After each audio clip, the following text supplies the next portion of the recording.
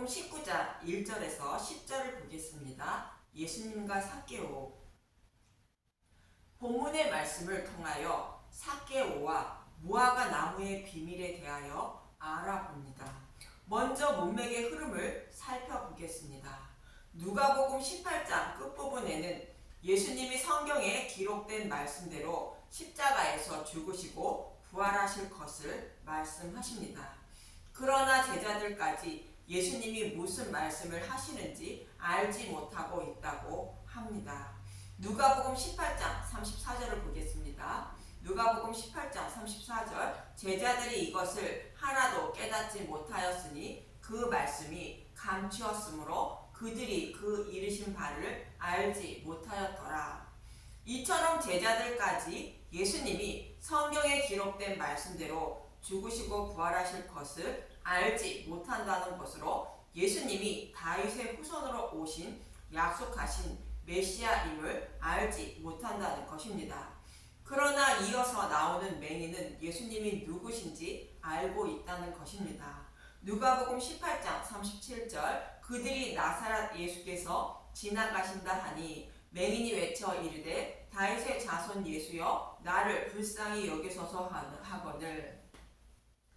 제자들과 같이 무리도 예수님이 약속하신 메시아임을 알지 못한다는 뜻으로 나사렛 예수라 말하는 것입니다. 성경에는 베들레헴에서 오신다고 기록되어 있습니다. 그러나 맹인은 예수님이 다윗의 자손이라 외치는 것인데 이는 예수님이 다윗에게 약속하신 말씀을 이루어 주시기 위하여 오신 약속하신 메시아임을 알고 있는 것입니다.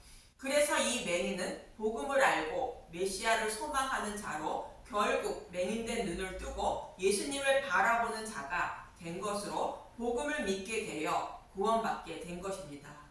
이 맹인이 구원받는 모습을 삭개오의 모습을 통하여 또 다른 모형으로 말씀하고 있습니다.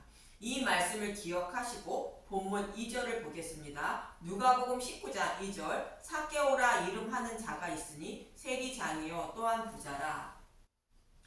삭개오는 세리장이요 부자라 말하는데 세리장은 모든 죄인을 대표하는 말씀이며 부자라는 것은 육적인 부자를 말하는 것이지만 영적인 부자를 말함을 본문을 통하여 알 수 있습니다.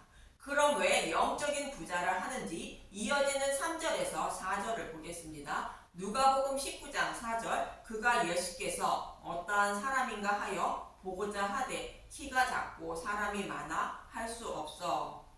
삭개오는 예수님을 보고자 하는 마음이 간절한데 키가 작다고 말합니다. 키가 작다는 것은 단단한 음식인 복음의 말씀을 먹지 못하여 믿음이 성장하지 못한 자를 말하고 있습니다.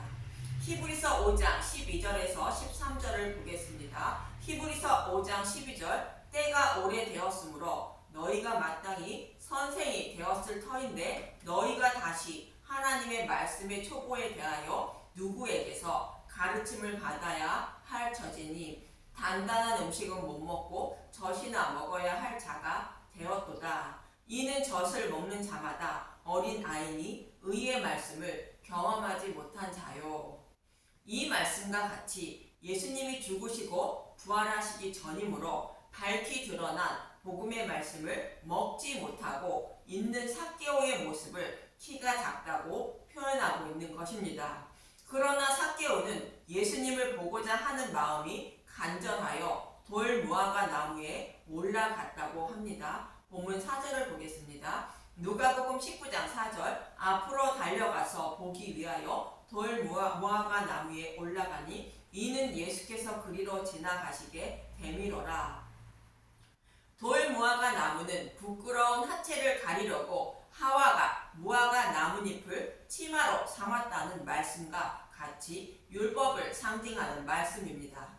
그런데 삭개오가 율법을 상징하는 돌 무화과 나무에 올라가 예수님을 보고자 했다는 것은 율법으로 기록된 성경의 말씀을 통하여 죄인임을 깨닫고 그 죄를 대속해 주셔서 구원해 주시기 위하여 오신다고 약속하신 메시아를 소망하며 살아가고 있다는 뜻입니다.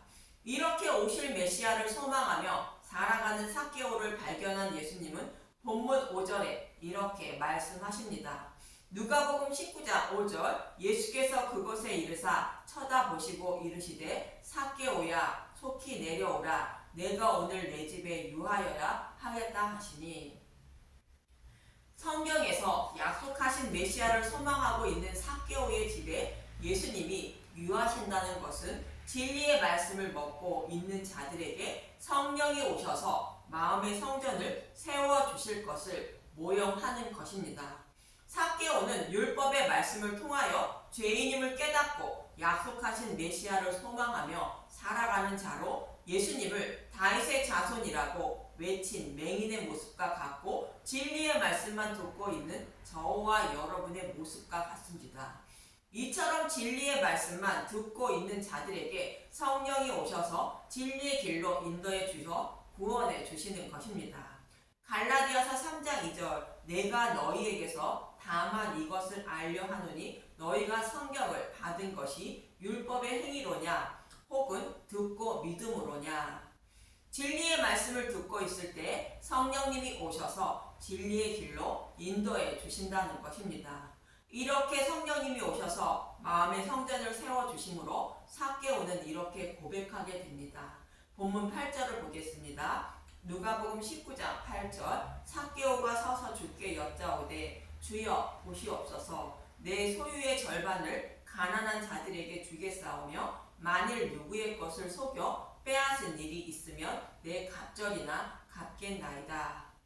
삭개오가 가지고 있는 것은 복음을 깨달았으므로 십계명을 모두 지킨 것으로 하나님을 사랑하고 이웃을 사랑하는 자가 된 것입니다.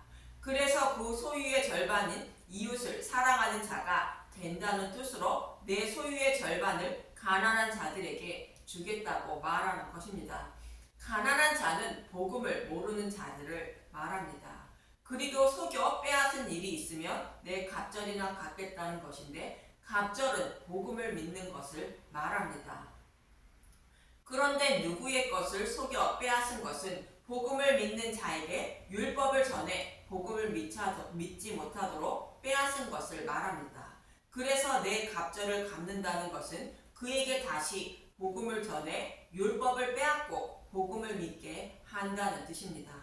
이렇게 믿음의 용사가 된 삭개오를 보시고 예수님은 본문 9절에 이렇게 말씀하십니다. 누가복음 19장 9절 예수께서 이르시되 오늘 구원이 이 집에 이르렀으니 이 사람도 아브라함의 자손이로다.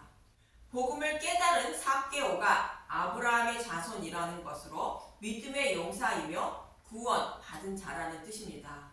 이처럼 삭개오는 율법의 말씀으로 죄인임을 깨닫고 오실 메시아를 간절히 소망하는 자로 결국 예수님을 만나 복음을 깨달아 믿게 되어 구원받게 된 것으로 눈을 뜨게 된 맹인의 모습과 같습니다. 저와 여러분도 영적인 맹인이지만 누룩이 없는 복음의 말씀을 들음으로 성령이 찾아오셔서 마음의 성전을 세워주심으로 믿음의 용사가 되어 구원받게 되는 것입니다. 그래서 깨달은 복음을 가난한 자들인 복음을 모르는 이웃들에게 복음을 전하며 살아가는 분들이 되시길 간절히 기도드립니다. 감사합니다.